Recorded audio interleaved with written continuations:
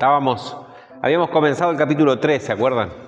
Así medio por arriba, pero comenzamos el capítulo 3 de la carta de Pablo, del apóstol Pablo, a los hermanos que estaban en Roma. Y veníamos discutiendo en el capítulo 2, o venía Pablo, mejor dicho, argumentando respecto de que la circuncisión como señal del pacto, del antiguo pacto, como señal de pertenencia al pueblo de Dios, en realidad no tenía ningún valor si no cumplía la ley. O sea, la persona que se circuncidaba no cumplía la ley, era lo mismo que no esté circuncidado, decía él, ¿no?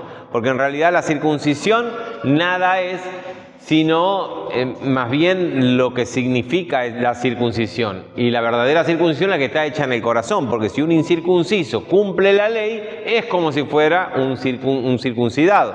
Y si un circunciso no cumple la ley, es como si fuera un incircunciso o un pagano.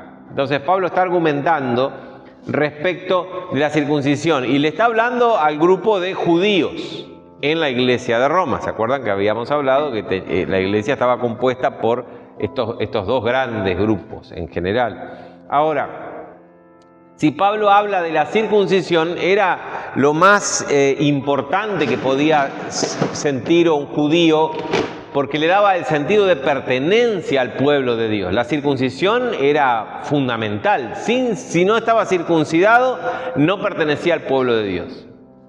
La circuncisión que Pablo habla, fíjense cómo lo dice acá. Y al que físicamente es incircunciso, pero que guarda perfectamente la ley, te condenará a ti que con la letra de la ley y con la circuncisión eres transgresor de la ley. O sea, no la cumples. Pero no es judío el que lo es exteriormente, ni es la circuncisión la que se hace exteriormente en la carne, sino que es judío el que lo es en el interior. Y la circuncisión es la del corazón, en espíritu, no en la letra, la alabanza del cual no viene de los hombres, sino de Dios, el reconocimiento de esa verdadera circuncisión. Pablo entonces pasa del símbolo al verdadero significado de ese símbolo. Eso es lo que venimos hablando. Bien, y ahí empieza el capítulo 3 con una pregunta, Pablo, que es la pregunta que surge naturalmente de un judío que está escuchando su exposición, o imagínense en la iglesia, porque esta carta era para ser leída desde el púlpito en la iglesia, y está el judío cristiano en la iglesia de Roma y escucha todo esto que Pablo viene diciendo. Entonces se pregunta el judío, ¿y entonces qué ventaja tiene pues el judío o qué aprovecha la circuncisión? Es como que, entonces, ¿para qué Dios hizo todo esto de la ley y que estaba? Porque la circuncisión era un mandamiento de ley, ¿no? Entonces Pablo responde y dice, mucho. ¿De qué aventaja o qué aprovecha? Mucho en todas maneras. ¿Y por qué aprovecha mucho en todas maneras? Porque Pablo empieza y dice esa sentencia, ¿no? ¿De qué aprovecha el ser judío entonces? Mucho, en todas maneras. ¿Y a qué se les ocurre a ustedes que puede aprovechar o puede estar en la mente de Pablo cuando él dice mucho aprovecha el ser judío en todas maneras? Para empezar, ¿no?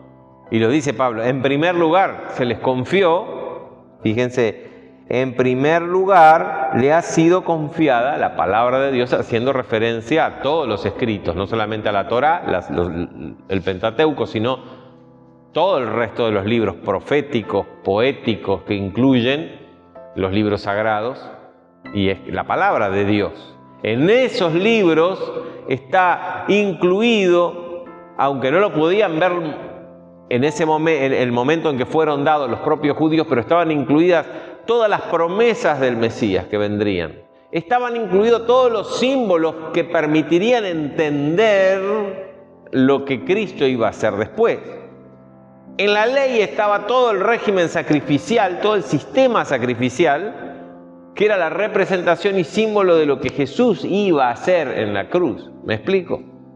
Entonces, ¿en qué aprovechaba? En mucho, porque le fue dado la palabra, en primer lugar, y entonces ellos tenían la capacidad de entender y mucho menos esfuerzo de entender lo que Cristo hizo en la cruz y lo que Dios hizo a través del sacrificio de Cristo en la cruz, ¿no? Entonces, en eso sí que corrían con ventaja respecto del pagano, respecto de nosotros, gentiles, que no entendemos nada, que tenemos que estar empezando desde el principio, tenemos que empezar estudiando el Antiguo Testamento para poder llegar a entender el Nuevo. ¿Me explico? Ellos ya lo tenían incorporado, no solamente porque lo aprendían o lo estudiaban, sino porque lo tenían incorporado en su cultura, en parte de su cultura, parte de la cultura que se fue formando a través del tiempo. Estaba escuchando a un judío, a un paisano, que es economista, pero le preguntaban por qué el judío siempre, por ejemplo, ¿no? Hablando de la cultura judía, por qué el judío siempre le da tanta importancia al efectivo. ¿Vieron? Tienen la plata, la plata, la plata. Y dice, y es fíjense cómo la cultura se va formando, y en el pueblo de Israel lo podemos ver en toda su historia, desde el inicio. Dice, porque para todo judío la importancia respecto de la economía es la liquidez. Liquidez, ¿saben lo que es la liquidez? Poder hacerlo efectivo enseguida. ¿Por qué? Porque vivimos toda nuestra historia en tierra ajena. Entonces, nosotros no nos ocupábamos de tener algo que después no nos podíamos llevar. En cualquier momento se armaba una persecución y nosotros teníamos que liquidarlo para poder conseguir un pasaje, para poder pagarle a alguien por papeles o pagarle a alguien un soborno para que nos deje salir o nos cuide o nos proteja. Entonces era importante la liquidez, por eso se dedicaron a las joyas que se las podían llevar, se dedicaron a determinadas actividades que implican, nunca me había puesto a pensar en eso, ¿no? Fíjense cómo la historia que les tocó pasar al pueblo de Israel fueron incorporando todas esas cosas en la cultura. También fue como cuando ellos estuvieron los 70 años de cautiverio, ellos no tenían el templo, por eso se concentraron tanto en el estudio de la Torá y por eso el fariseísmo creció tanto, ¿no? La importancia era en el cumplimiento de la ley, no tanto en el ceremonial como lo era antes del cautiverio. ¿Me explico? Lo que estoy queriendo decir es cómo la historia va forjando la cultura y toda esa cultura de alguna manera lo fue llevando a que eso le corra con ventaja para entender después lo que tendrían que entender. Lástima que no lo pudieron creer, lo tenían delante de los ojos y no lo pudieron creer, porque se quedaron con la forma, se quedaron con el símbolo y no pudieron ver lo que estaba detrás. Bien, seguimos con Pablo y el capítulo 3 dice: le fue dada la palabra, confiada la palabra de Dios, ¿no? Ellos la tradujeron, la copiaron, la volvieron a copiar, la enseñaron de generación en generación. Eso es lo que Dios le había mandado en la misma palabra de Dios, en la misma ley. Ahora dice, versículo 3, pues que si alguno de ellos han sido incrédulos, porque uno puede decir, bueno, pero al final el plan de Dios con ellos, pero el pueblo de Israel no creyó. Y entonces, ¿qué pasó con el plan de Dios? Porque Dios les dio todo eso para que ellos pudieran comprender y ser el canal primer canal de evangelización y primer canal de manifestación de lo que realmente era el mensaje del evangelio. Ahora dice, pero si algunos, fíjense que al decir algunos han sido incrédulos, su incredulidad, voy a ponerme el anteojo. Su incredulidad, pregunta Pablo, ¿habrá hecho nula la fidelidad de Dios? Fíjese que al decir algunos, excluye a muchos. Pues si uno tiene algunos, afuera quedan muchos. ¿Por qué? Porque muchos sí creyeron. Si ellos hubieran creído como pueblo, como nación, bueno, esta ventaja hubiera brillado mucho más. Como nación no, como nación las autoridades de Israel fueron los que condenaron y mataron a Jesús y persiguieron después a la iglesia. Pero muchos sí creyeron. Pero porque algunos no creyeron, eso no invalida la fidelidad de Dios para con el pueblo de Israel. Porque si uno no puede decir, bueno, ahora entonces Dios es injusto. Porque ahora Dios viene a hacer otra cosa nueva y como ellos no creyeron, los dejó a un costado. ¡Ojo! Y les está hablando a los paganos también, para que no piensen ahora que fueron desechados. A algunos les está hablando al otro grupo, le dice, mire, porque algunos no creyeron, porque muchos sí, y están sentados al lado de ustedes.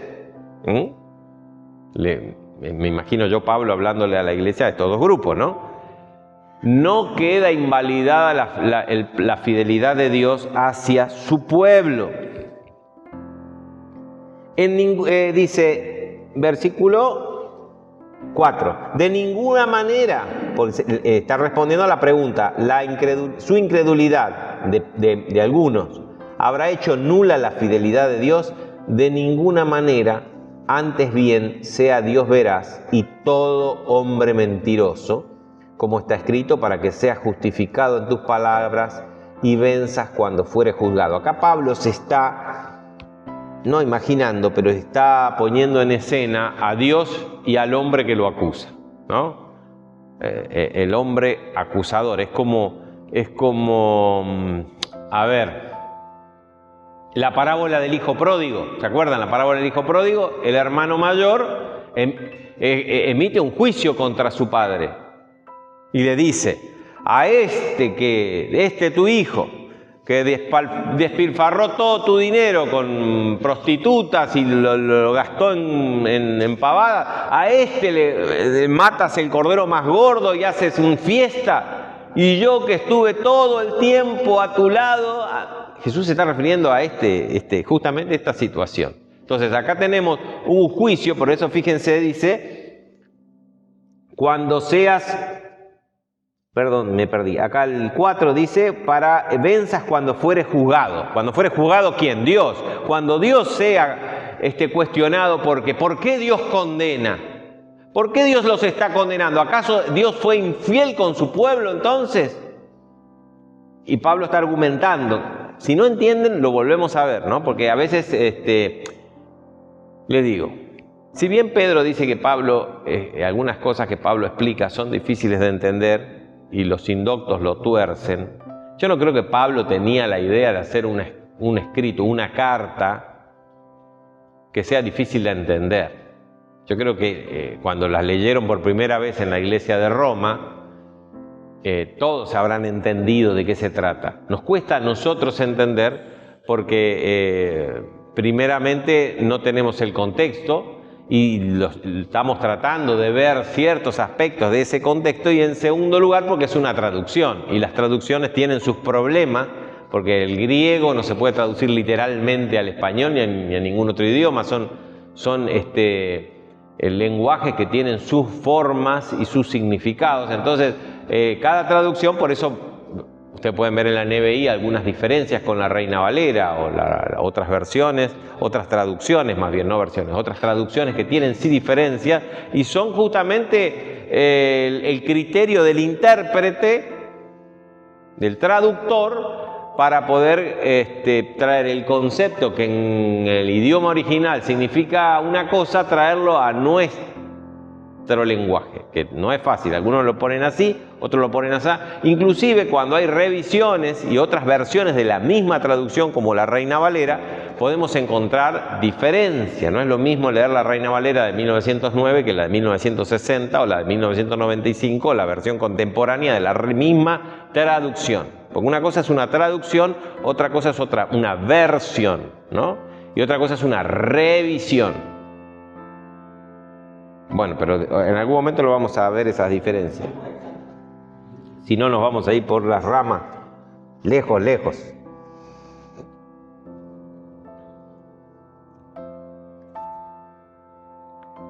Bien, dice Pablo, de ninguna manera la fidelidad de Dios queda nula, antes bien, en un supuesto juicio a Dios, sea el hombre encontrado mentiroso. Cuando el hombre acuse a Dios, dice Pablo, sea el hombre considerado mentiroso y Dios justo. ¿Por qué? ¿Por qué el hombre, y en esa acusación, y vuelvo, para poder entenderlo, vayamos a la parábola del hijo pródigo, ¿por qué en esa acusación el mentiroso queda siendo el hijo mayor? Que en la parábola Jesús, ¿a quién representaba? En la parábola de Jesús, ¿a quién representaba el hijo mayor? Claro, a los judíos, como nación. ¿Por qué? Porque ahora Jesús estaba recibiendo y haciendo fiesta por uno que era pecador y no lo merecía. Y ellos, que eran los guardianes de la palabra, los que les había sido confiada la palabra, los que tenían la circuncisión, la señal del pacto de Dios, ellos iban a quedar afuera. Entonces Dios es injusto. ¿Me explico? Esa es la idea. Ahí me salió, creo. ¿Se entiende? La idea de Pablo es, lo sentamos a Dios y lo estamos acusando porque nosotros, judíos, que nos fue confiada la palabra, que tenemos la señal del pacto de la circuncisión, que somos el pueblo de Dios, bla, bla, somos desechados, es nula la fidelidad de Dios y el pacto hacia nosotros, por otro que viene y de la nada, como los paganos. Entonces dicen, no, que ese que lo acusa a Dios sea considerado mentiroso y Dios sea considerado justo, dice el versículo 4, seas justificado en tus palabras y venzas, triunfes, seas considerado inocente cuando fueres juzgado. ¿Ahora se entiende? A que no lo entendía en ese versículo. A mí me costó darlo vuelta, ¿eh? Lo tuve que dar vuelta varias veces para poder entenderlo. Y si nuestra injusticia hace resaltar la justicia de Dios y seguimos a Dios, lo seguimos a Dios imaginando en un banquillo de acusados, si nuestra injusticia hace resaltar la justicia de Dios, ¿qué diremos? ¿Será injusto Dios que da castigo? Y lo digo como un hombre, desde el punto de vista carnal, humano, sin sabiduría de Dios, ¿no? Entonces acá Pablo está diciendo, si nuestra injusticia, porque la verdad que él viene condenando a todo el mundo y los condena como injustos, ¿no? Si nuestra injusticia hace resaltar la justicia de Dios, ¿qué diremos? ¿Será injusto Dios que da castigo? Entonces, si a pesar de la injusticia, la fidelidad de Dios sigue y el plan continúa, ¿y entonces para qué condena? ¿Por qué condena? Si está todo bien. O sea, desde el punto de vista judío, el cuestionamiento es, si los paganos, considerados injustos al lado nuestro, ese es el razonamiento. Los paganos, al lado del judío, yo me pongo como judío, ¿no? Son considerados injustos porque eran pecadores, porque eran incircuncisos, porque estaban fuera, bla, bla, bla. Y eso terminó haciendo y resaltando la justicia de Dios, porque estamos diciendo que Dios es justo. ¿Qué diremos? ¿Por qué condena entonces? ¿Por qué hace si la injusticia y la justicia da igual?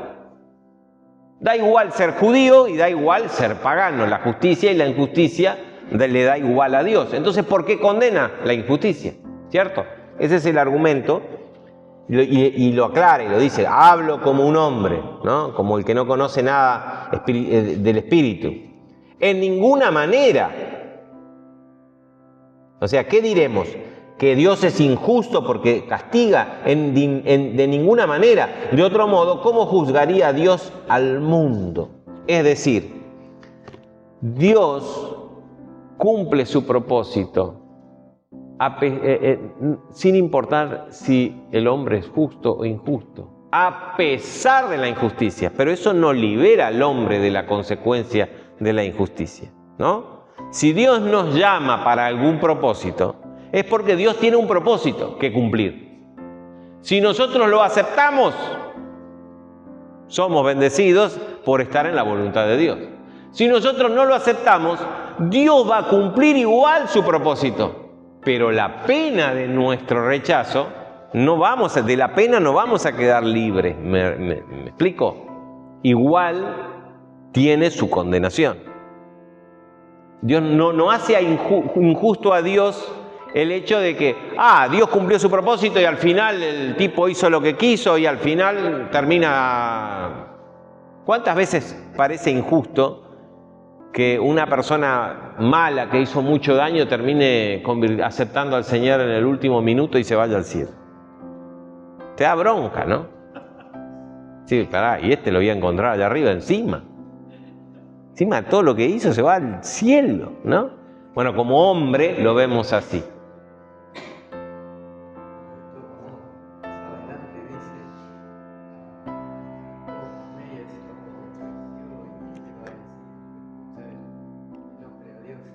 Por eso Pablo lo dice bien clarito, que el que juzgue a Dios quede como un mentiroso. El día cuando se declare la sentencia, Dios sea justificado y el hombre quede como el mentiroso.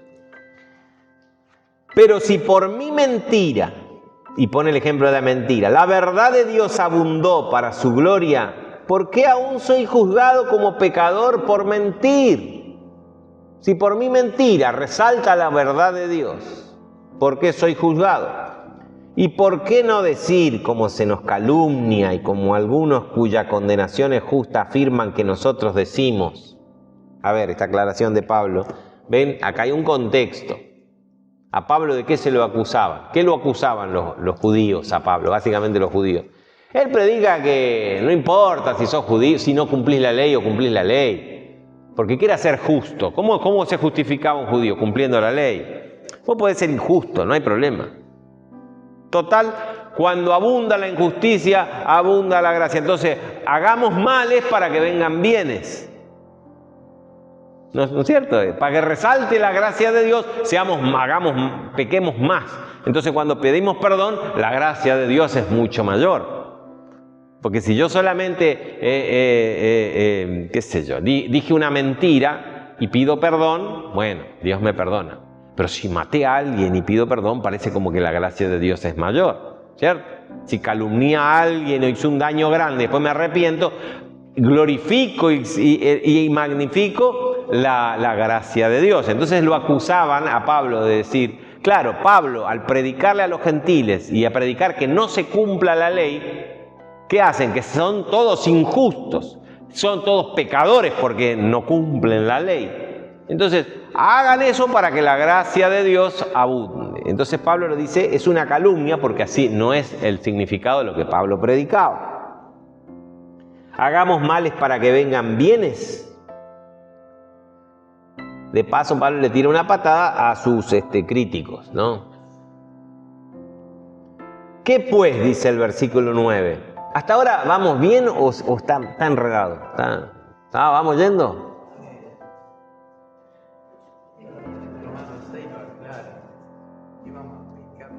Él está hablándole a judíos, por eso se complica esta parte, para ver que más adelante salimos de este un poco enredado. Porque él está contestando acusaciones de los judíos.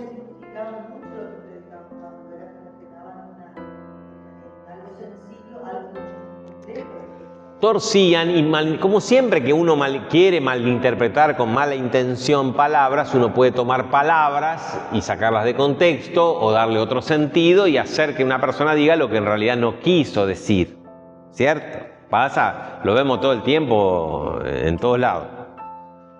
A veces se hace con intención y a veces se hace sin intención. Entonces acá evidentemente Pablo siente que hay una intención de torcer sus palabras y Pablo está argumentando en contra de eso, se está defendiendo de alguna manera.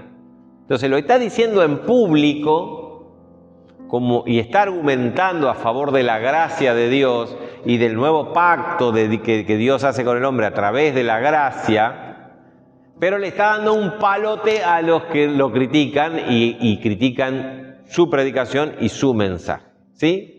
Por eso a veces se enreda porque vieron ahí indirectas en lo que él va diciendo. Se sale de su papel de protagonista o de acusado, lo pone a Dios, pone como que Dios es el acusado, ¿no? Entonces lo pone de costado, hay indirectas, por eso cuesta entender. Hay aclaraciones que las personas que estaban sentadas en esa iglesia cuando se leyó esta carta entendían de qué se trataba, ¿cierto? porque estaba hablando de ellos. A nosotros tenemos que dar toda la vuelta del argumento y también el contexto para poder entenderlo. Entonces, ¿en qué aventaja de ser judío? Mucho, en todas maneras. Primero, ciertamente que les fue confiada la palabra de Dios, pues que si algunos de ellos han sido incrédulos, ¿acaso su incredulidad habrá hecho nula la fidelidad de Dios? De ninguna manera, antes bien, sea Dios veraz y todo hombre mentiroso. Y cita, ¿no? Cita acá, medio del libre, usa la versión de la 70, para que seas justificado en tus palabras y venzas cuando fueres juzgado. No vamos a ver, pero podemos leer en el Salmo 147 también. No, el Salmo 51, sí. 51.4 o 51.6, no me acuerdo, uno de los dos. Bien.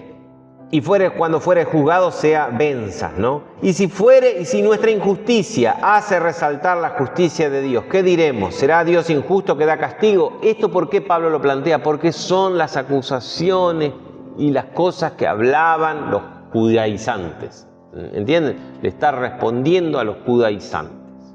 Entonces le dice, y si nuestra injusticia hace resaltar la gracia de Dios, ¿qué diremos? ¿Será Dios injusto que da castigo? Hablo como hombre y lo aclara. Eso lo piensa una persona que no tiene conocimiento espiritual. En ninguna manera responde. Esa es una acusación y una cosa que dicen que Pablo predica. Ninguna manera. Porque de otro modo, ¿cómo juzgaría Dios al mundo? Pero si por mi mentira la verdad de Dios abundó para su gloria, porque entonces soy juzgado como pecador. Es otra pregunta que hacían los judaizantes. ¿Me explico? Y que Pablo pasa a responder con un tono bien picante.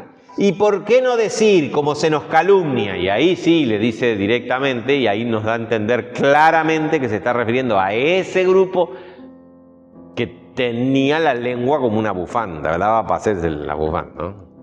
Y le daban con todo a Pablo y lo que Pablo predicaba. Y Pablo lo dice porque esta gente torcía, es más, hablaba y enseñaba a los miembros de la iglesia y los condenaba o los confundía. Entonces Pablo está criticando las críticas. Bien, por eso dice, ¿por qué decir como algunos nos calumnian o como algunos cuya condenación es justa, ya los condenó también? Afirman que nosotros decimos, aunque no es así, hagamos males para que vengan bienes. ¿Se entiende o no se entiende ahora? ¿Bien?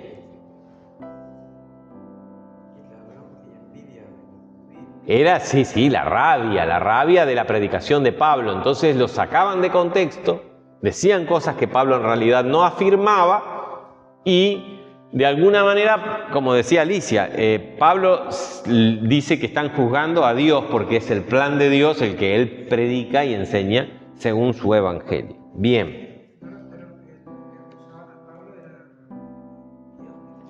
Judíos, cristianos, judaizantes. ¿Se acuerdan que vimos la diferencia? Judíos, cristianos que cumplían la ley. La mayor parte de los judíos de aquella primera generación que se convirtieron al cristianismo seguían cumpliendo la ley. Punto. Pero los judaizantes querían que los gentiles cumplieran la ley. Porque era ridículo cumplir la ley si los otros no la cumplían y estaba todo igual. No tenía ningún sentido. ¿De qué sirve entonces ser judío? ¿Me explico? ¿Entienden la pregunta de Pablo? ¿Entienden?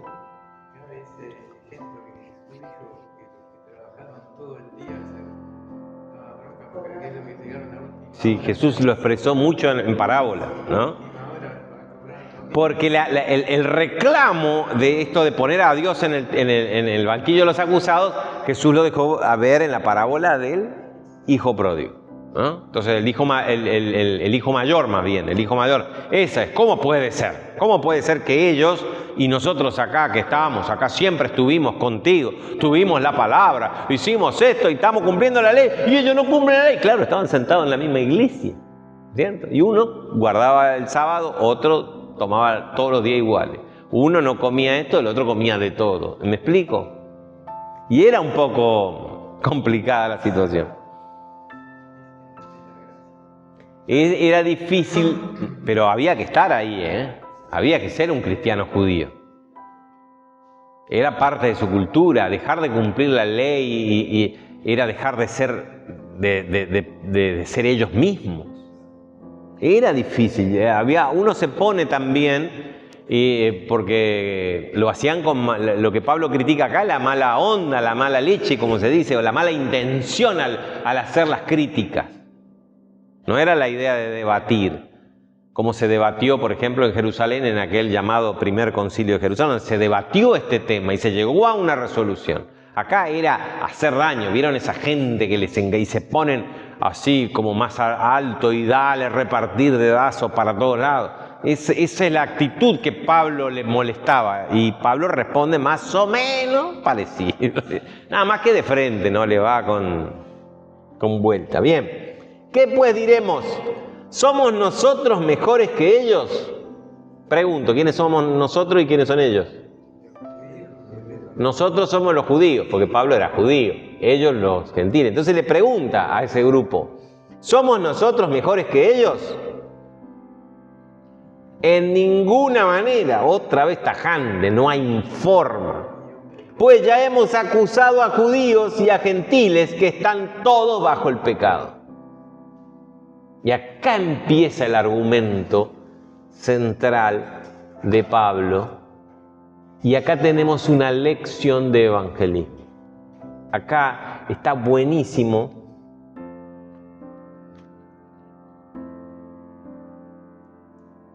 Van 31 minutos. A ver si tenemos 10 minutos más. Tenemos acá una lección de evangelismo. Está un resumen de qué es el evangelio, ¿no? Fíjense. ¿Acaso, en este caso está hablándole a la iglesia de Roma con estos dos grupos? ¿Acaso somos nosotros, los judíos, mejores que ellos? En ninguna manera. Porque ya acusamos en el primer capítulo a los gentiles y en el segundo y en lo que va del tercero ya dijimos que están todos bajo pecado. Los que están sin ley, ¿cómo era? Sin ley perecerán. Y los que están bajo la ley, por la ley serán juzgados. Todos están bajo pecado. Listo. Como está escrito, no hay justo ni aún uno. Y acá Pablo hace una recopilación de versículos que están, por ejemplo, está citando, y algunos los cita de la versión de la 70, de la Septuaginta, y después otros se ve que los cita de memoria, porque no se ajustan mucho a ver los pasajes, pero cita el Salmo 14, 1.3, el Salmo 5.9, Salmo 10.7, Proverbios 1.16, Isaías 59, 7 y 8. Estaría lindo para verlo, ¿no? Pero capaz que la semana que viene buscamos estos pasajes y los leemos y tratamos de compaginar. Pero en realidad Pablo los está citando un poquito así por arriba. No hay justo ni aun uno, no hay quien entienda. Ese sí es conocido, es el Salmo 14, ¿no? No hay quien busque a Dios. Todos se desviaron, a una se hicieron inútiles. Pablo los aplica a la generalidad. Hay versículos que se referían a los paganos, a los gentiles, ¿no? Pero Pablo acá los aplica a todos por igual porque él ya los condenó a todos. O sea, argumentó al respecto. Entonces, no hay justo ni aún uno, no hay quien entienda, no hay quien busque a Dios. Todos se desviaron, a una se hicieron inútiles, no hay quien haga lo bueno, no hay ni siquiera uno. Y uno puede decir, pero hay gente que busca a Dios. Hay gente buena, ¿no?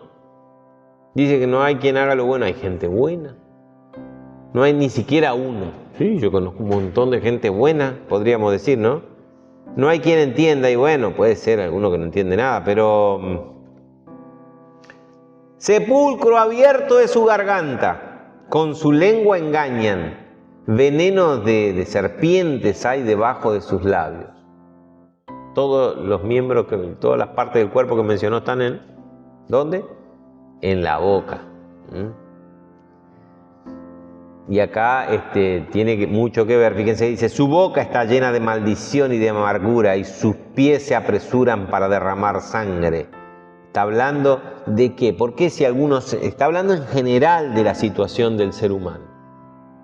Nos está refiriendo, cuando él, digamos, hiperbólicamente está diciendo todos, ninguno, como diciendo, es tan grave la situación del ser humano, que aún si hay alguno que busque a Dios, no entiende nada de qué se trata, ni sabe cómo buscarlo, estamos todos perdidos, hablamos y lo único que hacemos es cosas malas, maldición y amargura. Sus pies se apresuran para derramar sangre, quebranto y desventura hay en sus caminos, y no conocieron camino de paz. Y lo principal, no hay temor de Dios delante de sus ojos. No veneran a Dios, no tienen en cuenta a Dios. Es una cosa tremenda, pero es la situación que podemos encontrar en el mundo que nos toca vivir. Bueno, lo puede decir cualquiera que vivió en cualquier generación. Es el mundo que le tocó vivir porque es la realidad del ser humano desde la caída de Adán. Y vieron, ¿por qué Dios permite? ¿Dónde está Dios con tanto desastre? Es un mundo descompuesto, es un mundo corrompido y ahí estamos. Y todos estamos incapacitados. Justo, porque dice no hay justo ni aún uno. Nadie puede llegar a ser justo delante de Dios. No hay manera. Pero sabemos que todo lo que la ley dice, lo dice para los que están bajo la ley. Y acá Pablo está contestando a ese posible pensamiento de que algunos versículos que están acá están referidos a los gentiles. Está bien, están referidos a los gentiles, pero está dicho por la ley, o sea, está dicho por la palabra de Dios, en conjunto la ley, los libros sagrados, y son también dichos para los que están bajo la ley, para que toda boca se cierre y todo el mundo quede bajo el juicio de Dios. Todos condenados. Dice Jesús, yo no vine a condenar al mundo, yo vine a salvarlo, pero el que no cree en mí ya está condenado. No es que yo vengo a condenar, no es que la condenación del mundo va a venir por un juicio donde Dios va a decir, a ver, ¿vos te portaste bien? ¿Te portaste mal? ¿Te portaste bien? Vení para acá. ¿Te portaste mal? Te vas al infierno. O si no, te vas al limbo o al purgatorio hasta que más o menos. Pues te portaste más o menos. No, estamos condenados. Nos portemos bien, nos portemos mal. Hagamos lo que hagamos. Pensemos como pensemos. Seamos más inteligentes o más burros. Seamos más lindos, más feos, más altos, más petizos. Estamos todos condenados. Todos por igual. No hay justo ni hay uno. ¿Qué somos nosotros? Le dicen, no, todos están bajo el pecado. Y cita todos estos versículos para respaldar esa afirmación. Y les aclara que todos están bajo el juicio de Dios, ya que por las obras de la ley ningún ser humano será justificado delante de él. No hay manera en que nosotros lo podamos hacer, ni siquiera cumpliendo la ley de Dios. Por el cumplimiento de la ley, dice Pablo, por las obras de la ley, ningún ser humano será justificado delante de él, porque por medio de la ley, ¿qué obtenemos? Solamente el conocimiento del pecado. Entonces, ¿para qué rayos sirve la ley? Para darnos a conocer el pecado, pero no para darnos la solución del pecado, les dice Pablo.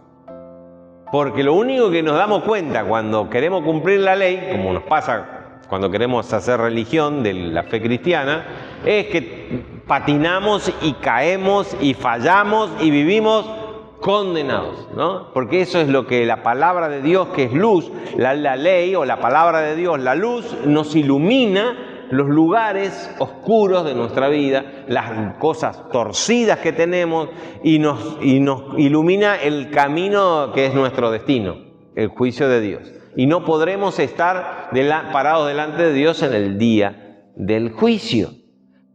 Pero ahora, dice Pablo en el versículo 21, aparte de la ley, además de la ley, se ha manifestado la justicia de Dios que fue testificada por la ley. Fíjense, no se contradice con la ley, la justicia de Dios se refiere al Evangelio, ¿no? La justicia, eso que nos va a hacer justos delante de Él, que nos hace no inocentes, pero sí, siempre digo lo mismo, falta justificada. No somos inocentes porque faltamos. El pecado está hecho, está cometido, pero está justificado por la sangre de Cristo. Entonces dice, más ahora, además de la ley, se ha manifestado la justificación de Dios para nosotros, testificada por la ley y por los profetas. Ojo, no se contradice, no es algo aparte de la ley, le dice Pablo. Fue ya anunciada por la ley, testificada, simbolizada por la ley y los profetas. La justicia de Dios por medio de la fe en Jesucristo para todos los que creen en Él. Y ahí sí dice, fíjense, no hay diferencia otra vez. Antes dice, no hay diferencia, están todos bajo el pecado.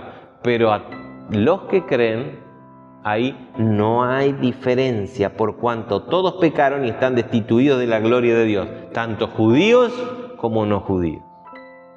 Vuelvo a insistir, Pablo está tratando con un problema de la iglesia, específico de la iglesia de Roma, que es la compaginación y la convivencia de estos dos grupos que están en la misma congregación.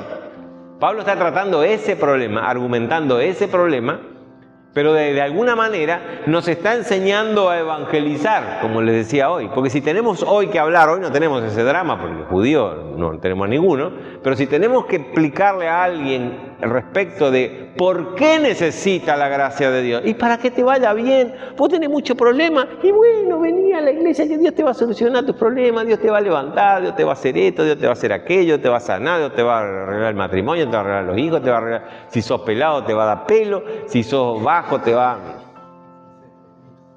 No sé, eso no es el Evangelio. El Evangelio es decir, ¿sabés cuál es la cosa? Estás condenado, querido. Como yo también. Estamos todos condenados. Si hoy fuera el juicio de Dios, no hay manera de zafar. Pero si yo soy bueno, no sirve la justicia del hombre. Ningún ser humano es justificado por obras. Nadie. Y si yo me porto bien, ni mate tomo, decía el vecino enfrente. No, eso está bien, la religión está buena, pero para los que tienen problemas. Como el hermano era pastor, pero porque él era borracho, se convirtió y le hizo bien. Pero yo ni mate tomo, dijo. No necesitaba el evangelio. ¿Cómo se llamaba? Don Raúl. Muy bueno el hombre, el vecino que falleció. ¿Para qué? ¿Entienden? Sí. No, uno le tiene que decir, mirá, estamos todos condenados, pero a los que creen, todos tenemos esta. Acá no hay diferencia, ¿qué eso? No, pero para los rubios, debe ser para los gringos, no. Debe ser no, todos, no hay diferencia acá. Todos los que creen, fíjense qué lindo, son justificados gratuitamente por su gracia mediante la redención que es en Cristo Jesús. Y todo esto vamos a verlo nuevo, vamos a empezar un cachito para atrás la semana que viene Pero lo que quiero que entiendan es el argumento de Pablo. Pablo está tratando ese problema específico de la iglesia, pero a nosotros nos da un montón de herramientas para evangelizar. No venimos a traerle la buena noticia de que con Cristo vas a ser feliz. No vas a seguir viviendo la cosa que te viva. Vas a ser feliz, sí, de alguna manera vas a ser feliz, porque vas a aprender a vivir, porque Él encima que te da la salvación te enseña a vivir y a caminar. Vas a mejorar un montón de cosas, va a mejorar tu carácter, entonces vas a llevarte mejor con tu familia, con los que tenés al lado.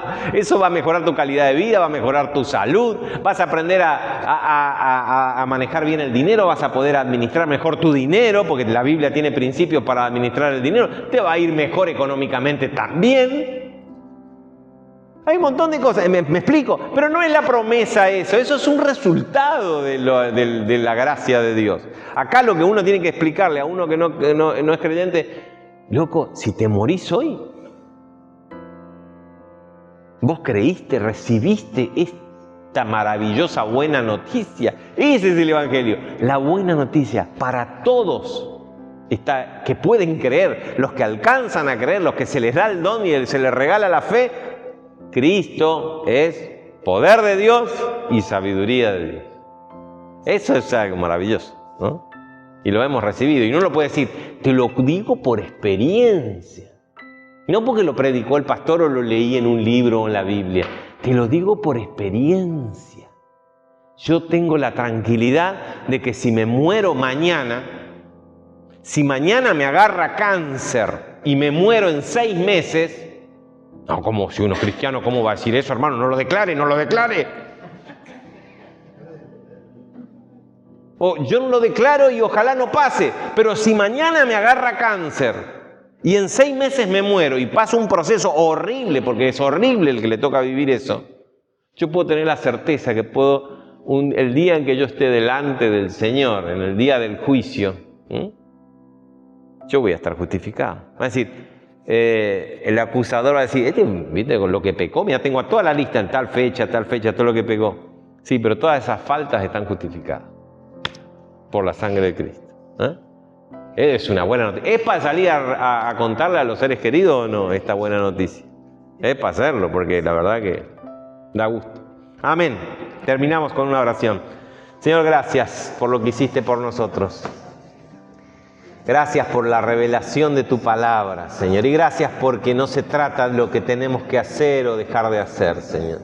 Hacemos y dejamos de hacer simplemente como resultado, como fruto de lo que hiciste en nuestras vidas, Señor.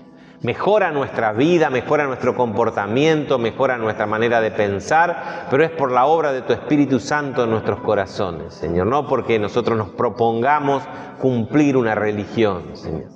Qué bueno que sos, qué bueno porque esto es gratis, Señor, gratuitamente, Señor. Qué bueno porque es inmerecido y acá estamos, Señor, llamados a ser santos, llamados a avanzar a la perfección, llamados a enfrentar lo que nos toque enfrentar en esta vida, lo que tengas marcado según tu voluntad para nuestras vidas. A veces nos gusta, generalmente no nos gusta, Señor. Pero acá vamos, estamos decididos, porque si no, ¿a dónde vamos? ¿A dónde vamos a ir? Ya lo hemos visto, Señor, y sabemos lo que es estar lejos de ti, Señor. Te bendecimos por esta gracia, te alabamos y te damos gracias. Danos el denuedo y la valentía de poder expresarle a otros que no te conocen, Señor, esta verdad. Danos ese espíritu de evangelista, Señor, para que podamos transmitir y que otros puedan conocerlo y conocerte también. Seas bendito, Señor, bendice nuestro regreso a nuestras casas. Amén.